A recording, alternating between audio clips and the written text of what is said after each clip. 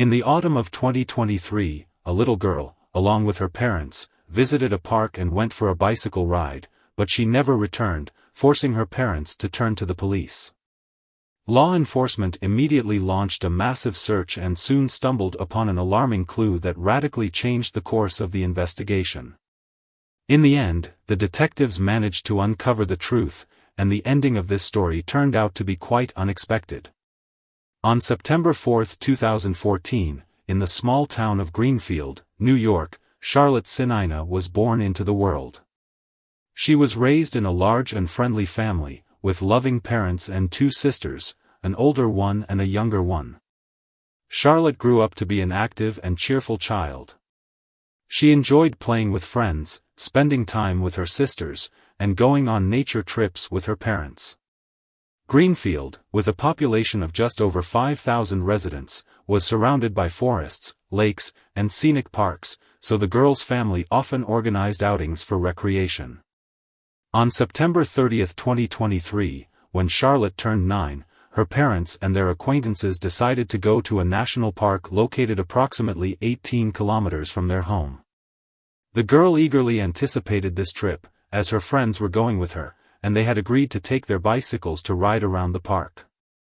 Upon arriving at the location, the adults set up an improvised camp, and soon the children set off on a bike ride. The park had specially designed circular paths, one of which was located near their camp, so Charlotte and her friends chose that one. The girls rode off at around 6:15 in the evening and were supposed to return to the adults before dusk. They made several laps, after which Charlotte's friends wanted to go back, but the girl told them that she hadn't ridden enough yet and wanted to do one more lap. Eventually, her companions headed towards the camp while she rode off in the opposite direction on her bicycle. After some time, her parents started to worry, as Charlotte should have already returned. One lap on that path took no more than 10 minutes, even if riding very slowly. However, the girl still wasn't coming back, so the adults decided to go searching. They walked along the circular path, and around 6:45, they stumbled upon a rather alarming find. Charlotte's bicycle was lying abandoned next to the trail, but the girl herself was nowhere to be seen. The parents immediately assumed the worst-case scenario: someone had kidnapped their daughter. There were no logical reasons why the girl would abandon her bicycle in the middle of the path and walk away somewhere. For a moment, they thought there might have been some technical issues with the bicycle, but they quickly realized that wasn't the case. The wheels were intact, and the chain was fine. Without wasting a minute, the parents immediately called the police. Officers arrived at the scene in about 15 minutes and immediately began searching for the girl. The abandoned bicycle was enough for them to come to a disappointing conclusion: most likely, Charlotte had indeed been the victim of an abduction. Nevertheless, they did not rush to rule out the possibility that the girl had simply gotten lost in the woods. So they went searching. The police took control of the entire park and closed it to visitors, also asking all people to leave the territory after checking them and recording their personal information. Some of them wanted to stay and help with the search, but without proper organization, it only complicated the work of law enforcement. They began combing through every meter of the dense forest. First, the officers examined the area along the circular path where the girl was riding, but they could not find any clues there. Next, they expanded the search area to the entire park. However, it was quite difficult to cover it entirely, as the park covered an area of about 25 square kilometers. So the police requested assistance from park rangers, the fire department, and the state police. Later, the FBI joined the investigation, focusing on attempts to identify the possible kidnapper. They tried to find surveillance cameras near the park and along the roads adjacent to it. It was obvious that if the girl had indeed been kidnapped, the perpetrator would have had to take her away from there by car. FBI agents also requested information from the Park Service about all visitors.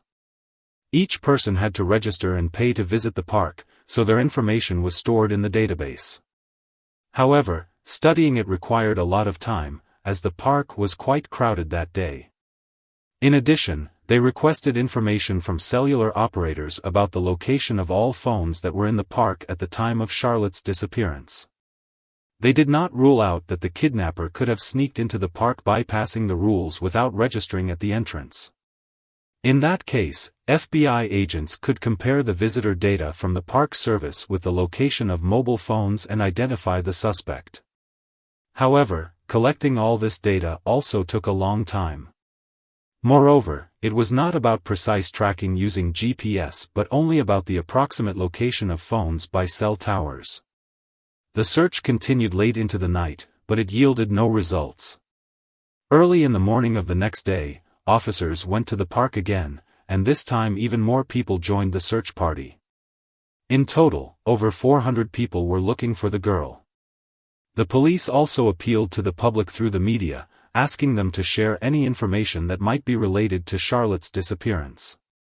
This case quickly attracted wide attention, and the governor of the state, who came to the park to support the family, spoke at the press conference dedicated to it. That same morning, the police activated the Amber Alert system, which allows for the prompt notification of residents about a missing child. They did not activate it on the first day because they first needed to make sure that the girl had not gotten lost somewhere in the park. Now it was practically indisputable that Charlotte had been the victim of an abduction, as otherwise, she would have already been found. Unfortunately, the search again yielded no results, nor did the FBI's attempts to identify the kidnapper. Towards the evening, the police began to realize that they were unlikely to find the girl alive. In child abduction cases, the first few hours are key, and during this time, there are high chances of finding the child alive. However, after 24 hours, the statistical probability of a positive outcome dropped significantly, and the search for Charlotte had just crossed that threshold. But the police and the girl's parents were not going to give up. Early in the morning of the third day, they went to the park again and continued combing through it. Meanwhile, around 4:20 in the morning, a car pulled up to Charlotte's family's house, from which an unknown man got out. He approached the mailbox, threw a letter in there, and immediately drove away. A police officer was observing the family's house but did not approach the man, thinking it was just some acquaintance of the family who had written words of support for Charlotte's parents. During those days, people repeatedly came to the house, leaving letters and food.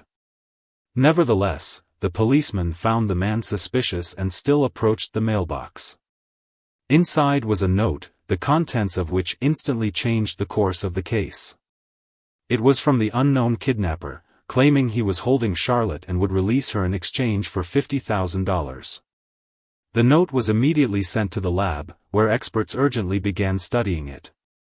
Soon, they found several fingerprints and ran the first one through the database, but it was quite smudged and no matches were found. Around 2:30, they tried again, and this time the investigators had a breakthrough.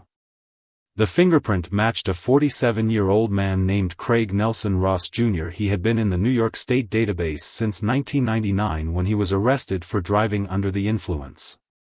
Ross lived just a few kilometers from Charlotte's family's home, and the police immediately headed there.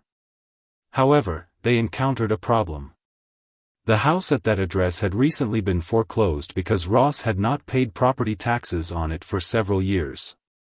The police began gathering information about him and soon found out that he had been living in a trailer in his mother's backyard. Her house was located 22 kilometers from Greenfield. The police immediately obtained a warrant and went to the location, deploying helicopters and over 30 SWAT officers who surrounded the trailer and stormed it using flashbang grenades. Ross, who was inside, tried to resist, but the police quickly arrested him. However, Charlotte was nowhere to be seen, and the officers feared she wasn't there. They began searching the entire trailer and eventually looked into a closed closet. Inside, they found a pile of rags. As soon as the police pushed them aside, they saw Charlotte underneath. The girl was alive and immediately rushed to her rescuers. She was taken to the hospital for a checkup, and doctors determined that her health was not in danger. Charlotte had not suffered any injuries, so she was quickly discharged and taken home. Her parents, as well as hundreds of participants in the search operation, were overjoyed. The girl's relatives were immediately taken to the hospital, where they reunited with Charlotte. Remarkably, just 10 minutes before her rescue, Charlotte's mother shared a strange premonition with her acquaintances. At that moment, she was in the park where the active search was underway. The woman said she had a strong feeling her daughter would come home today, and 10 minutes later, the police informed them about Charlotte's rescue. Meanwhile, detectives arrested Ross without the possibility of bail and took him for interrogation. Since this case happened very recently, the police are not yet disclosing details of the conversation with the kidnapper, but he has reportedly not admitted his guilt, so the case will go to court. However, some things about the suspect and his motives are already known. Ross's ex-girlfriend told reporters that in 2017, she obtained a restraining order against him. At that time, she was living with him, his 12-year-old son, and 14-year-old daughter in his mother's house. Once, during an argument, the man attacked her and tried to strangle her, after which she went to the police. According to the woman, Ross had likely planned the kidnapping for months. She said the man did not want to work and was always looking for opportunities to live at someone else's expense, mostly relying on his mother. He pressured her with claims that he had a serious illness, and his mother agreed to support him. As for Charlotte, Ross's ex-girlfriend believes he chose her family for ransom, despite the fact that they were part of the ordinary middle class. Her late grandfather, however, had significant wealth. In 1998, he slipped and suffered a serious injury, after which he sued the city government and received over $2 million in compensation. Even though more than 20 years had passed, many residents of Greenfield still remembered the story.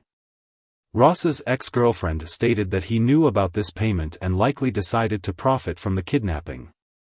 Given that Charlotte was abducted from the park when left unattended for just a few minutes, Ross must have been stalking her, according to his ex-girlfriend.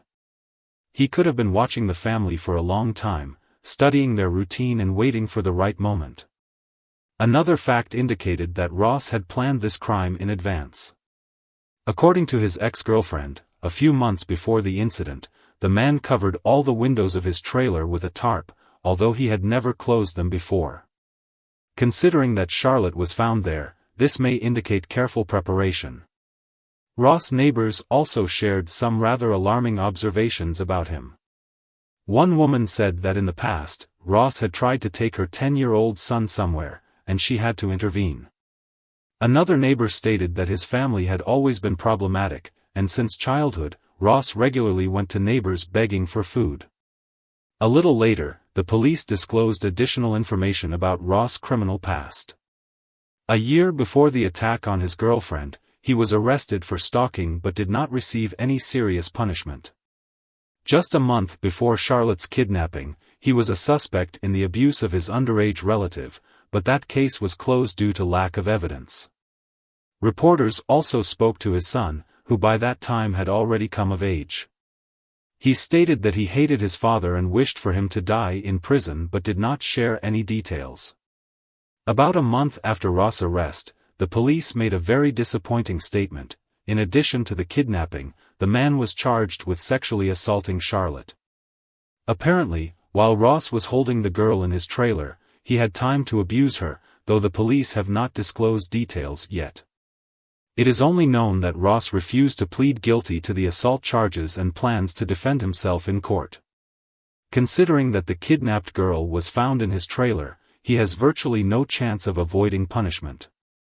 Additionally, apart from the fingerprints on the ransom note, investigators found circumstantial evidence confirming his involvement.